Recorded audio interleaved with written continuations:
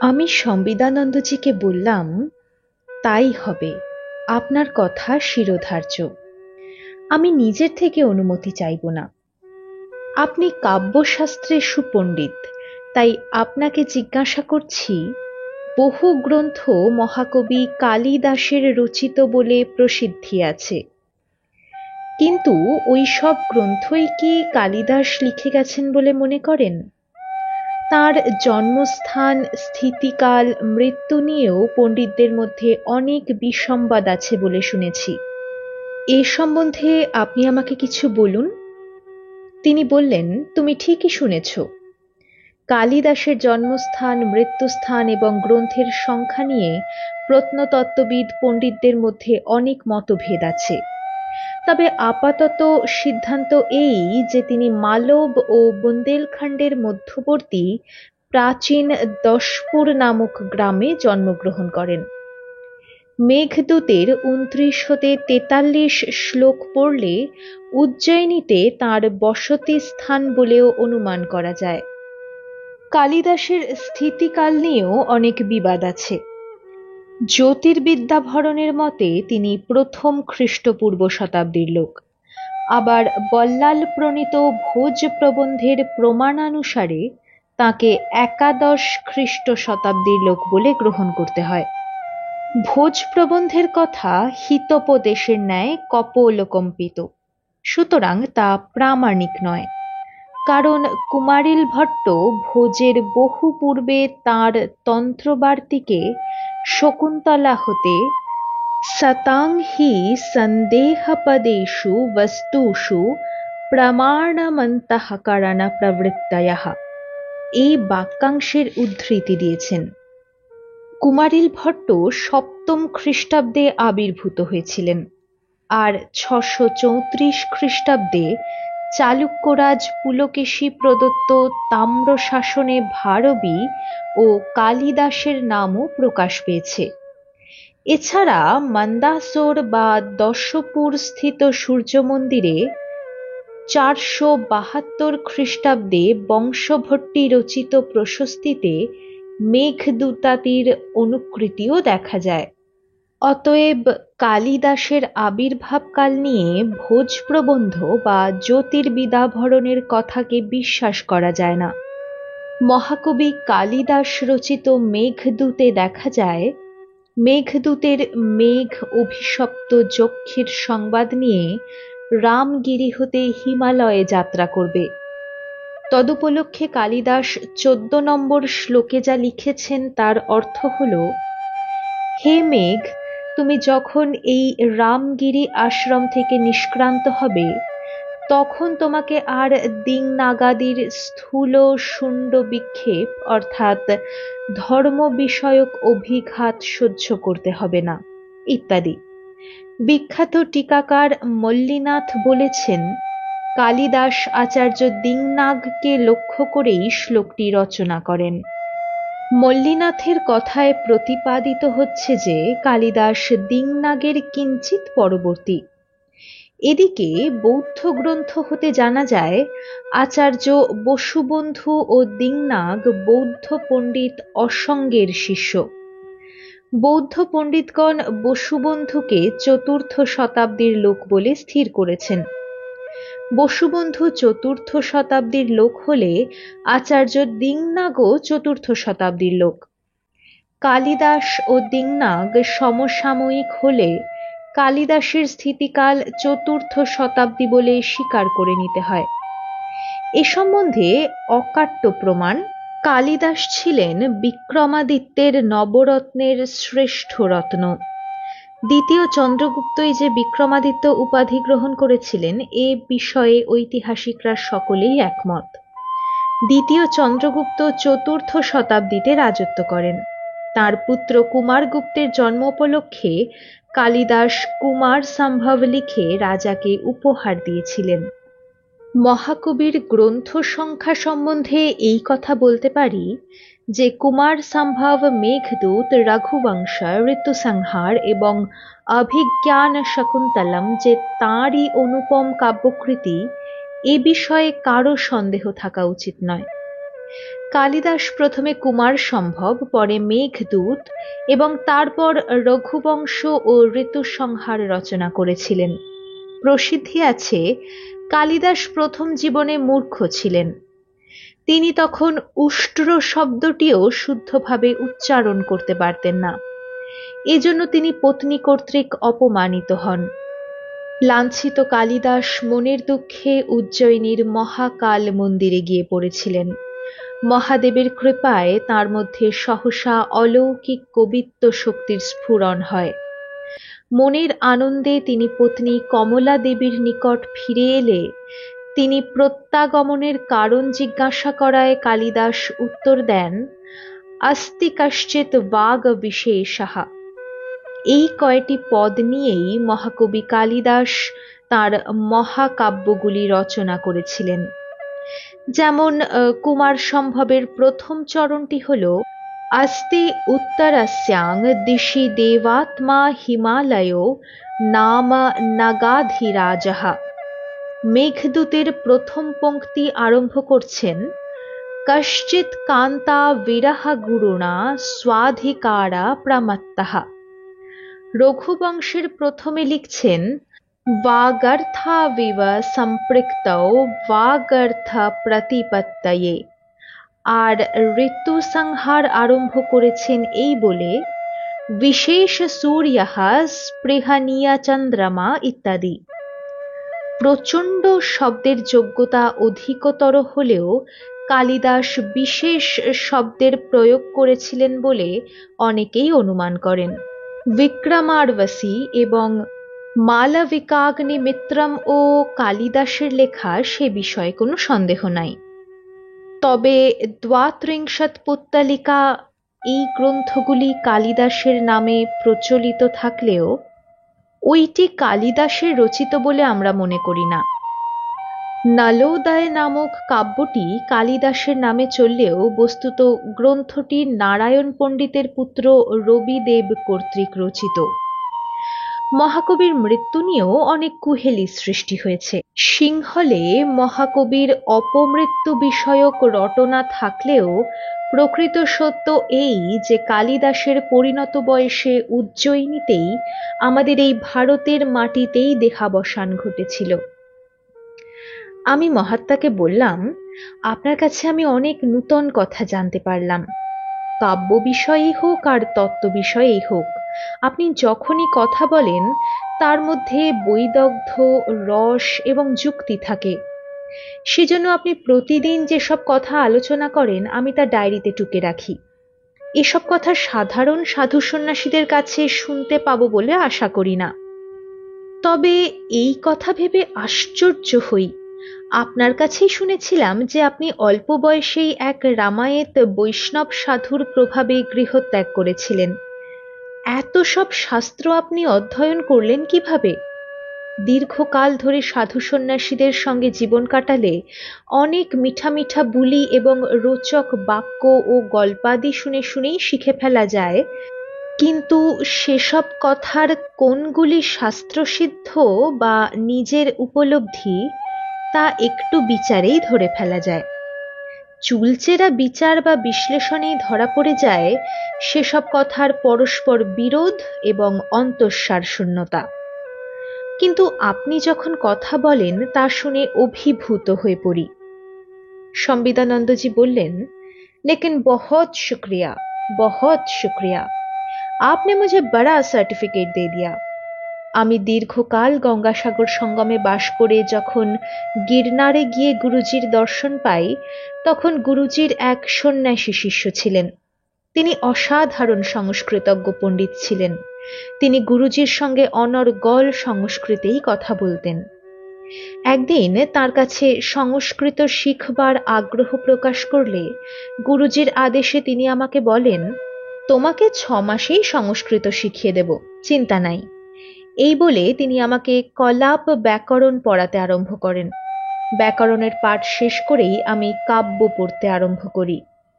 যুক্ত করে সেই বিদেহী সন্ন্যাসীর উদ্দেশ্যে প্রণাম জানিয়ে সম্বিদানন্দজি বলতে লাগলেন, একমাত্র তাঁর দয়াতেই সংস্কৃতের মধ্যে আমি রসের সন্ধান পেয়েছি। আমি বললাম, মাত্র 6 মাস কলাপ ব্যাকরণ পড়েই আপনি সংস্কৃত শিখতে পেরেছিলেন, একথা অবিশ্বাস্য হলেও আপনার কথার সর্বান্তঃকরণে বিশ্বাস করছি। তিনি বললেন, লেকিন তোমার বাবা তোমাকে পাণিনি ধরিয়েছিলেন বেদ বুঝার জন্য। বেদের ভাষা বুঝতে হলে অবশ্যই পাণিনি ব্যাকরণ অপরিহার্য। তবে তখন আমার মনের অবস্থা যা ছিল তাতে বেদ বুঝি আর না বুঝি যে কোনোভাবে দ্রুত সংস্কৃত শেখবার জন্য আমি অস্থির হয়ে পড়েছিলাম। তুমি কলাপ ব্যাকরণ সম্বন্ধে জানো না বলেই তোমার কাছে অবিশ্বাস্য ঠেকছে। কলাপ ব্যাকরণের প্রণেতা ছিলেন সর্ববর্মাচার্য। তাঁর আবির্ভাব কাল 1-2 খ্রিস্ট শতাব্দী। কলাপ ব্যাকরণের রচনা সম্বন্ধে একটি মনোজ্ঞ কাহিনী আছে। দাক্ষিণাত্যের অন্ধ্র রাজগণ মধ্য ভারত হতে উত্তর ভারতের কতাংশ অধিকার করে মালব দেশের অন্তর্গত উজ্জয়িনীকে রাজধানী করেন। তাদের মধ্যে অরিষ্টকুমার পুত্র হাল সাতবাহনা খ্রিস্টীয় প্রথম শতাব্দীর রাজা ছিলেন। তাঁরই প্রধানমন্ত্রী ছিলেন বৃহৎকথা প্রণেতা গুণাঢ্য এবং প্রধান সভাপণ্ডিত ছিলেন সর্ববর্মাচার্য। একদিন জলক্রীড়াকালে রাজাকে তাঁর বিদুষী রানী বলেছিলেন, মোদকং দেহি রাজন, অর্থাৎ মা উদকং দেহি রাজন, অর্থাৎ আমার গায়ে আর জল ছিটাবেন না। মা উদকং মোদকং না বুঝে রাজা মোদক শব্দের অর্থ বুঝলেন লাড্ডু। মনে করলেন জলকেলি করতে করতে রানীর মিষ্টান্ন ভোজনের স্বাদ হয়েছে। তদনুযায়ী তিনি পরিচারিকাকে লাড্ডু আনার আদেশ দিলেন। তাতে কৌতুকময়ী রানী তাকে উপহাস করলে রাজা অপমান বোধ করে সঙ্গে সঙ্গে রাজসভায় ফিরে এসে বললেন, যিনি আমাকে অবিলম্বে সংস্কৃত ভাষা শিখিয়ে দিতে পারবেন তার কাছে আমি চিরকৃতজ্ঞ থাকব। প্রধানমন্ত্রী গুণাঢ্য তাকে 6 বৎসরে সংস্কৃত শিখাবার প্রস্তাব করলে সর্ববর্মাচার্য বলেন, রাজা, আপনি কোনো চিন্তা করবেন না, আমি 6 মাসের মধ্যেই সংস্কৃত শিখিয়ে দিতে পারব। সর্ববর্মাচার্যের এই দম্ভোক্তিতে বিরক্ত হয়ে গুণাঢ্য প্রতিজ্ঞা করেন, আপনি যদি রাজাকে 6 মাসে সংস্কৃত শেখাতে পারেন তাহলে আমি সংস্কৃত বিদ্যার অনুশীলন ত্যাগ করে বানপ্রস্থ অবলম্বন করব। প্রকাশ্য রাজসভায় এই তর্ক বিতর্কের পর সর্ববর্মাচার্য তাঁর উপাস্য দেবতা কুমার কার্তিকেয়র সাধনায় মগ্ন হন। কুমারের প্রসাদে তিনি অচিরাৎ কলাপ ব্যাকরণ প্রণয়ন করতে সমর্থ হন। কলাপ ব্যাকরণ এই জন্য কুমার ব্যাকরণ বা কাতন্দ্র নামেও পরিচিত। যতগুলি লৌকিক ব্যাকরণ প্রচলিত আছে তার মধ্যে এই কলাপই সবচেয়ে প্রাচীন। দুর্গা সিংহ কলাপের বৃত্তি প্রণয়ন করেছেন। যাই হোক, সর্ববর্মাচার্য এই কলাপ পড়িয়েই রাজা হাল সাতবাহনকে সংস্কৃতে কৃতবিদ্য করে তোলেন। গুণাঢ্য তাঁর প্রতিজ্ঞা পূরণের জন্য প্রধানমন্ত্রিত্ব ত্যাগ করে শুক্তিমান পর্বতে গিয়ে বানপ্রস্থ অবলম্বন করেন। এরপর সম্বিদানন্দজি মন্তব্য করলেন, আমার যা কিছু সংস্কৃত বিদ্যা এই কলাপ অধ্যয়ন করেই হয়েছে। তিনি আর একবার তাঁর ব্যাকরণ শিক্ষক দণ্ডী সন্ন্যাসীকে প্রণাম করে বিদায় নিলেন। আমি তাকে কিছুটা এগিয়ে দিয়ে এসে শুয়ে পড়লাম, কারণ সকাল সকাল উঠতে হবে। রাত্রি প্রভাত হলেই 3রা ভাদ্র, আগামীকাল একলিঙ্গ স্বামী বৈঠকে আসবেন। পরদিন বৃহস্পতিবার সকালে উঠেই আমরা সবাই নর্মদা স্নান ও কুণ্ডস্থিত বার্ণলিঙ্গে অন্য দিনের মতো পূজা করে এসে বেদির সামনে যে যার নির্দিষ্ট স্থানে বসে পড়লাম। বেদির উপর কৃষ্ণজিন মৃগচর্ম বিছিয়ে সন্ন্যাসীরা গুরু বন্দনা গাইতে লাগলেন। প্রায় 10 মিনিট পরেই নেমে এলেন একলিঙ্গ স্বামী। এসেই তিনি অন্য দিনের মতো বসে পড়লেন না। পূর্ব দিকে তাকিয়ে দণ্ডায়মান অবস্থাতেই তিনি আরম্ভ করলেন সূর্য বন্দনা। ওং হিরণ্যগর্ভঃ ভগবান এষঃ ছন্দসি পঠ্যতে আদিত্যঃ আদিভূতত্বাৎ প্রসূত্যা সূর্য উচ্যতে। মন্ত্রোচ্চারণের সঙ্গে সঙ্গে তিনি মন্ত্রার্থ ব্যাখ্যা করতে লাগলেন। সূর্য সিদ্ধান্ত পাঠে আমরা দেখতে পাই, আদিত্যদেব বেদে হিরণ্যগর্ভ ভগবান রূপে পূজিত এবং আদিভূত বলে আদিত্য নামে, জগতের প্রসবকর্তা বলে সবিত্য বা সূর্য নামে বিখ্যাত। বৈদিক ঋষিদের কাছে জড় সূর্যই যে পূজ্য ছিলেন তা নয়, জড় সূর্যের মধ্যে যে অন্তর্যামী পুরুষ, তিনি হিন্দুদের উপাস্য। শালগ্রামাদি শিলায় যেমন বিষ্ণুর উপাসনা, সেই রকম সূর্যমণ্ডলে হিরণ্ময় অন্তর্যামী পুরুষের উপাসনা। গায়ত্রী মনন করলে সকলে বুঝতে পারে যে সূর্যান্তর্গত এই পুরুষের উপাসনাই তার লক্ষ্য। বিশ্বব্যাপী অন্তর্যামী পুরুষের চিন্তা সূর্যমণ্ডলে ব্যবস্থিত হওয়ার কারণ। সকল দিক বিবেচনা করলে এরূপ প্রতিনিধি দুর্লভ। ওং ত্রয়ীময়ঃ অয়ং ভগবান কালাত্মা কালকৃত বিভুঃ সর্বাত্মা সর্বগঃ সূক্ষ্মঃ সর্বং অস্মিন প্রতিষ্ঠিতম। এই সূর্যদেবী ত্রিবেদময় ভগবান, কালেরও আত্মা এবং স্রষ্টা, সর্বাত্মা, সর্বতোগামী এবং সূক্ষ্ম। এই সূর্যদেবই বিশ্ব প্রতিষ্ঠিত। এই সূর্যদেব বেদোক্ত অষ্টবসুর শ্রেষ্ঠ বলে বাসুদেব নামে খ্যাত। তিনি পঞ্চবিংশতি তত্ত্বের অতীত অব্যয় তত্ত্ব।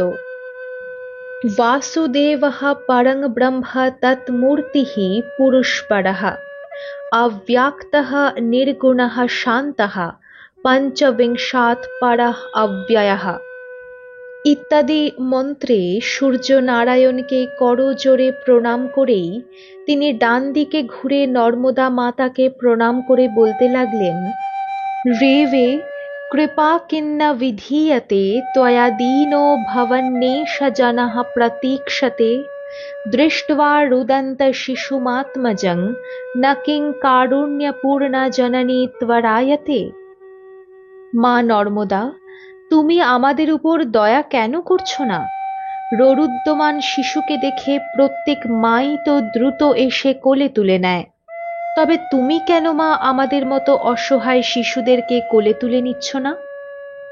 পুণ্যাতিরম্যা ত্রিদেশহি সুপূজিতা ধন্যা চ মান্যা নিখিলৈর্মহর্ষিভিঃ ভূতেশ কন্যা জয়তাদনারতং নান্যা বরেণ্যা মম দেবী নর্মদে।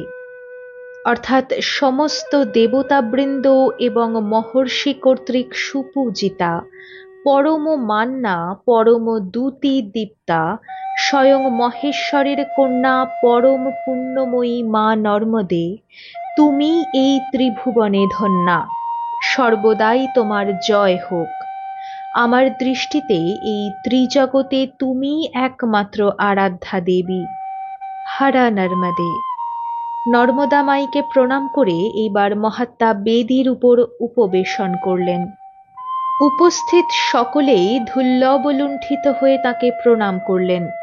তিনি বসতেই হরিস্বামী হাত জোর করে নিবেদন করলেন, ভগবান, আপনার আদেশানুযায়ী আমি অন্যান্য গুরু ভ্রাতাদের সঙ্গে বসে সনত সুজাতীয় আধ্যাত্ম শাস্ত্রম মনন করার চেষ্টা করি বটে, আপনি নিজেও সেদিন দয়া করে চতুর্থ অধ্যায়ের প্রথম মন্ত্রটির অন্তর্নিহিত তাৎপর্য ব্যাখ্যা করে দিয়েছেন। তবুও আমার পক্ষে সব মন্ত্র ঠিকভাবে সুবোধ্য নয়। আপনি যথার্থ মননের যে ধারা দেখিয়ে দিয়েছেন, সেই ধারা সর্বত্র অনুসরণ করতে পারছি না বলে মনে হচ্ছে। আমার কাছে অনেক শ্লোকই অননুভূত রয়ে গেছে। এদের সঙ্গে একই তালে শ্লোকগুলি পড়ে মনন করার চেষ্টা করি বটে, কিন্তু আমি সত্য কথা বলতে কি প্রথম অধ্যায়ের শেষ শ্লোকেই আটকে আছি। একলিঙ্গ স্বামী বললেন, প্রথম অধ্যায়ের শেষ শ্লোকটি তাহলে আস্বাদন করা যাক। শ্লোকটি হল, দ্বারাণি সম্যক প্রবদন্তি সন্তো বহু প্রকারাণি দুরাচারাণি সত্যার্জবে হৃদ্যমশৌচ বিদ্যাঃ ষণ্মা নমো প্রতিবন্ধকানি। এর বাচ্য অর্থ হল সত্য, আর্জব, হ্রি, দম, শৌচ ও বিদ্যা এই ছয়টি মান ও মোহের প্রতিবন্ধক। ঋষিগণ এই ছয়টিকে কষ্টসাধ্য ব্রহ্মপ্রাপ্তির দ্বার বলে বর্ণনা করেছেন। অল্প অনুধ্যান করলেই বোঝা যায় এই শ্লোকে আচার্য সনত সুজাত ব্রহ্মানন্দ লাভের উপায় নির্দেশ করেছেন। সত্যাদি আচরণ না করলে ব্রহ্মলাভ হয় না বলে সত্য প্রভৃতিকে ব্রহ্মের দ্বার বলে বলা হয়েছে। সত্যনিষ্ঠা থাকলে বুদ্ধি শুদ্ধ হয়। সুতরাং যখন মনে পার্থিব মান বা অনিত্য বস্তুগত মোহের অধিকার থাকে ততক্ষণ এইগুলি প্রতিবন্ধক হয়ে ওঠে। বাক্য ও মনের ঐক্য ব্যতীত সত্য আচরিত হয় না। অতএব ছলের আশ্রয় না নিয়ে অপরের মনে আপন বোধের ন্যায় বোধ উদয় করানোই সত্যতা। যদি পরের মনে বোধান্তর উৎপাদন করাই বক্তার অভিপ্রায় হয় তাহলে তাকে সত্য বলা যায় না। এ কারণ যুধিষ্ঠির হস্তিকে অভিসন্ধান করে অশ্বত্থামা হতা কিঞ্চিৎ থেমে ইতি গাজাহ বললেও মনোবাক্যের অনৈক্য প্রযুক্ত তাকে পাপ ভাগী করেছিল। ভ্রমবশত যা বলা যায় তাও সত্য নয়, তাকেও অজ্ঞানকৃত পাপ বলেই অভিহিত করা হয়। রাজনীতির চেয়ে ধর্মনীতি বলীয়সী বলে রাজধর্মেও এই নীতি প্রবর্তিত। সেই জন্য শাসন ধর্মের বিধি বা ব্যবহার না জেনে কেউ অপরাধ করলে সে দণ্ড থেকে নিষ্কৃতি পায় না। আবার লোকের অহিতকর হলে শাস্ত্রানুসারী আক্ষরিক সত্যও সত্য নয়, তার নাম সত্যাভাস। সত্যাভাসও পাপজনক। এ বিষয়ে দৃষ্টান্ত হচ্ছে, এক ধনী বণিকের অনুসরণকারী একদল দস্যুকে বণিকের যথাযথ সংবাদ দেওয়ায় তা আক্ষরিক শব্দে সত্য হলেও সত্যতপা ঋষিকে পাপ ভাগী হতে হয়েছিল। আবার এর বিপরীত দৃষ্টান্তও আছে। একবার এক ধনীর শালঙ্কারা কন্যা একদল রক্ষীকে নিয়ে পালকিতে চড়ে স্বামী গৃহে যাচ্ছিলেন। পথে ওই কন্যা দস্যু দল কর্তৃক আক্রান্ত হন। দস্যুদের সঙ্গে রক্ষীদের যখন লাঠালাঠি হচ্ছিল, সেই কোলাহলের মধ্যে এক ফাঁকে কন্যা পালকি হতে নেমে ঊর্ধ্বশ্বাসে দৌড়তে থাকেন। কতক দূর গিয়ে একটি ধুনি জ্বালিয়ে একজন সাধুকে ধ্যানাবিষ্ট দেখে ওই কন্যা তার বিপদের কথা জানালে তিনি তার কুটির সংলগ্ন একটি কাঠের স্তূপ দেখিয়ে তার পিছনে লুকিয়ে থাকার নির্দেশ দেন। কিছুক্ষণ পর রক্ষীদের পরাজিত করে ওই দস্যুদল কন্যার অনুসন্ধান করতে করতে ওই সাধুর কাছে উপস্থিত হন। তারা সাধুর কাছে ওই কন্যার খবর জানতে চাইলে সাধু মনে মনে ভাবলেন, যদি সত্য কথা বলি তাহলে অসহায় অবলার ধন, মান, প্রাণ সবই নষ্ট হওয়ার সম্ভাবনা।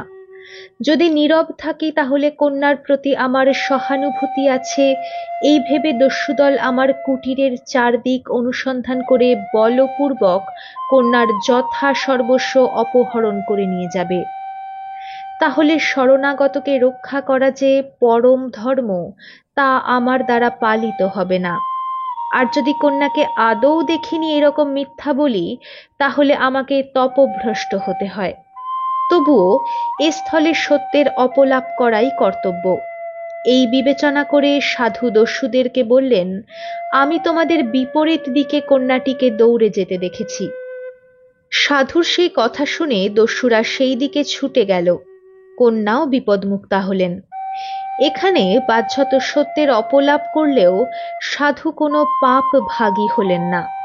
এই জন্য শাস্ত্র সত্যের সংজ্ঞা নির্ণয় করতে গিয়ে বলেছেন, যা লোকহিতকর যথার্থ ভাষণ তাকেই সত্য বলে এবং যেখানে এর বিপর্যয় ঘটে তাকে সত্য পদবাচ্য নয় বলে জানবে। আর্যব শব্দের অর্থ হল সরলতা, হ্রি শব্দের অর্থ লজ্জা। কুৎসিত কর্ম করার জন্য যে মানসিক প্রবৃত্তি হয় তা দমন করার নাম দম। অন্তরেন্দ্রিয়ে প্রবৃত্তি শান্ত করা সম্বন্ধে যেমন সম শব্দের প্রয়োগ হয়, তেমনি বাহ্যেন্দ্রিয় সম্বন্ধে দম শব্দ ব্যবহৃত হয়। শৌচ বা শুদ্ধি বাহ্যাভ্যন্তর ভেদে দুই প্রকার। কোনো কিছু পানের দ্বারা বা উপবাসের দ্বারা যে শৌচ অনুষ্ঠিত হয় তা বাহ্য, আর মৈত্রী, করুণা, মুদিতা, উপেক্ষাদির দ্বারা চিত্তমল শোধন করার নাম আভ্যন্তরিক শৌচ। শ্লোকোক্ত বিদ্যা শব্দটি লক্ষ্য করো। পড়া ও অপরা ভেদে বিদ্যাও দুই প্রকার। গ্রন্থাদি পাঠজনিত জ্ঞানের নাম অপরা, এটি পরোক্ষ জ্ঞান। ব্রহ্মবিচারণার দ্বারা সিদ্ধ বা যোগানুভবজনিত জ্ঞানকে পরা বিদ্যা বলে। শাস্ত্রাভ্যাস করে যে জ্ঞান হয় তা অনুমান সিদ্ধ, কাজেই পরোক্ষ, কিন্তু যোগের দ্বারা যে জ্ঞান জন্মায় তা অপরোক্ষ অর্থাৎ সাক্ষাৎ ব্রহ্মবিদ্যা। শাস্ত্র পাঠের দ্বারা প্রতিপাদ্য বিষয় চক্ষু কর্ণাদি ইন্দ্রিয়ের দ্বারা অনুভূত হলেও তাকে পরোক্ষই বলা হবে। যারা নাস্তিক তারা নিজেদেরকে প্রত্যক্ষবাদী বলে দাবি করে, কিন্তু একটু পরেই আমি বিচার করে দেখাবো যে তাদের জ্ঞানও পরোক্ষ। এমনকি যারা বলেন আধুনিক বিজ্ঞান অনেক জিনিস প্রত্যক্ষ দেখিয়ে দেয়, কাজেই বিজ্ঞানের জ্ঞান পরোক্ষ নয়, তাদেরকেও ঋষিপ্রণীত শাস্ত্র দৃষ্টিতে আমরা বলতে পারি পদার্থবিজ্ঞান বা রসায়ন শাস্ত্রের প্রত্যক্ষতা ব্যবহারিক ভাব সিদ্ধ হলেও প্রকৃতপক্ষে তাদের মূল কোনো তাত্ত্বিকতা নাই। কারণ আমরা যে সকল ইন্দ্রিয়ের দ্বারা বিজ্ঞান শাখার প্রতিপাদ্য বিষয় গ্রহণ করি তারা কখনো বস্তুর স্বরূপ প্রকাশ করতে পারে না। যে ঘটনা ঘটে থাকে, কেমন করে কোন নিয়মে তা ঘটে তা বিজ্ঞান দেখাতে পারে, কার্যকারণও ব্যাখ্যা করতে পারে, কিন্তু কেন ঘটে থাকে তার জবাব বিজ্ঞান দিতে পারে না। বিজ্ঞান অপরা বিদ্যা অর্থাৎ পরোক্ষ জ্ঞান নির্ভর বলেই বিজ্ঞানে এর জবাব নাই।